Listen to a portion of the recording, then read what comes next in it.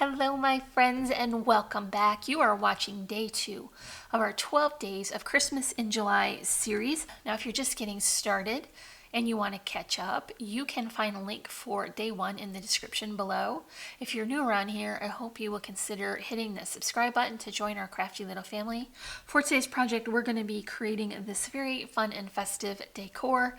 This is a snowman banner, and we're going to make it together, so let's get started. So here's the paper pad I'm going to work with today. This is the 6x6 size of the Winter Magic collection. This is from Echo Park. So this is just one of 2 blue themed collections that I picked up for this series. This one is more winter themed, and so it has a lot of snowflakes and beautiful blue tone patterns. If you live in Michigan like we do, we have very cold weather well after the holiday season. So something that isn't specifically holiday, but could be used for holiday is going to work much longer in the season for us. And that smaller scale pattern will be perfect for my project today because I don't want to lose what the images are about when I start layering on all the bits. So I'm going to also be using this sticker set, and I got this from Hobby Lobby.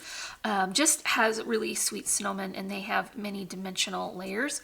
I'm going to use these 3 for my project today because I think the little fellows with the hats will balance the one here in the middle, and then I can save this guy for another project on a different day. So I'm going to show you the die set for all of the base layers. So this is from Gina Marie Designs, and it has a more of a pennant shape as opposed to the dovetail or fishtail. I don't know what you want to call it. I hear it called many different ways.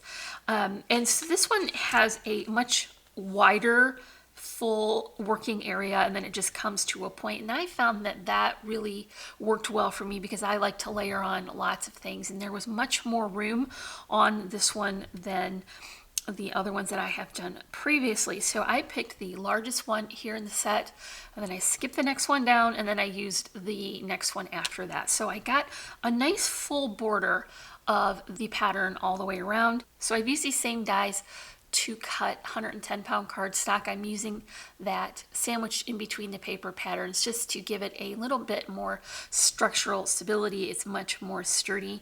And then I've also got a layer of just coordinating pattern paper, and I put that on the back so that it would look nice and finished. So this is going to go together pretty quickly. I just wanted to show you the back, and here is that other pattern of paper, and then I'm going to begin layering on. So I picked this pretty almost of like a snowflake pattern. I zoomed out the camera, so I don't know how well you can see that small pattern. I'll hold it up for you because this banner is a little bit wide, and I wanted to keep as much of it in focus as I could.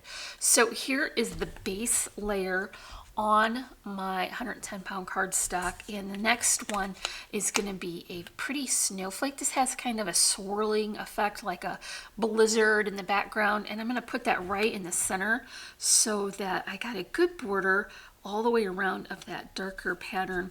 So with this paper pad, it had only 2 of each pattern, so I had to decide if I could find 2 patterns that were similar enough that it wouldn't bother me that they didn't all match perfectly. And I think this one's perfect because it has a little bit of that snowy effect still on it. And so I'm going to go ahead and layer these up too. So I would normally get all of these sections completely finished and then get out my hole punch and punch the hole so that I could string through ribbon. I decided today for this project that I wanted to add them to a very pretty chunky pom-pom trim, and I think it might be easier to add this now without all of the extra bits layered on top. So I'm going to do that. First, I want to show you my other components that will go in between these banner sections, and then one for each end. I've got my smaller tag die, has just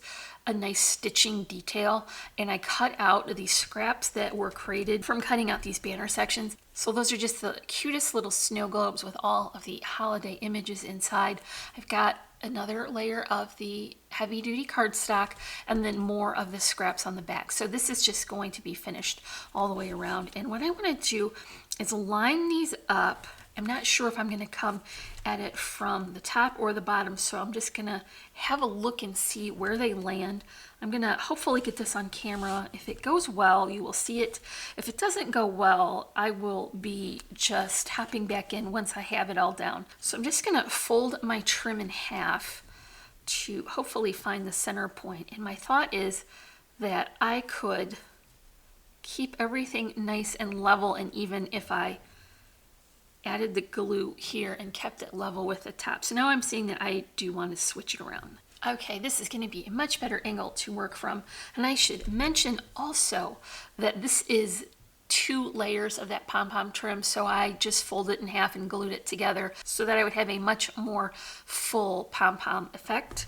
And so I'm going to just go ahead and fold that in half again and then find my center point and add this with hot glue, and I can keep the top of that pom-pom trim level with the top of the banner, and I think that will work perfectly to keep this nice and level working all the way across. Hopefully not glue any of those little pom-poms into that. No, that worked great. Okay, so next I want to line this guy up and catch the top of it with the glue. I feel like I skipped to the last part, working out of order. Okay, so I got my last pieces glued on, and I am so happy with how that turned out. It was so much easier than punching holes and running the ribbon trims through it, and so I'm going to be doing that this way from now on. I picked up this pom-pom trim from Amazon, but I think you can find it also pretty easily at your craft store or at scrapbook.com. So next I want to add all the fun stuff to these banner bits, and I think banners are one of my favorite things to make because I like busy work. So if I know I'm making a banner, I'm going to have to cut 3 doilies and I'm going to have to cut 3 scallop portions, and so I can just work and be busy without having to think.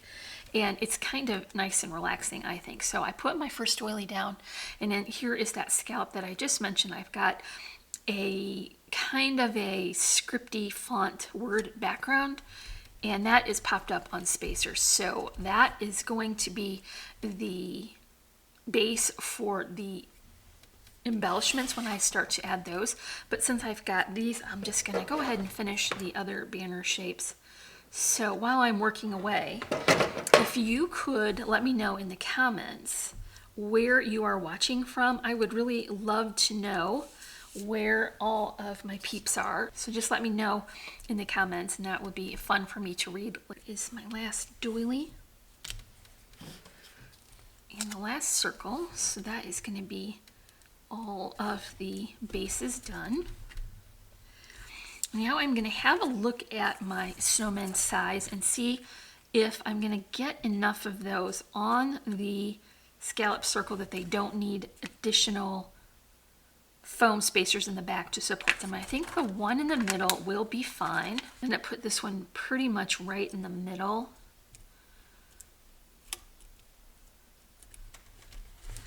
And then, like I mentioned earlier, I'm going to take the 2 with the hats just because that helps to create some balance. Let's see. Yeah, I think that'll be all right. And then the ones on the outside position in a little bit because I have my flower arrangement done so that it will follow this curve on the outside. So there is that. Okay, while I was working with the scraps and the offcuts of these, I had enough to create the flowers, and I got my poinsettias here created with the plaid, and this is where it's at from now on. I'm going to be putting plaid poinsettias on everything because they turned out so cute.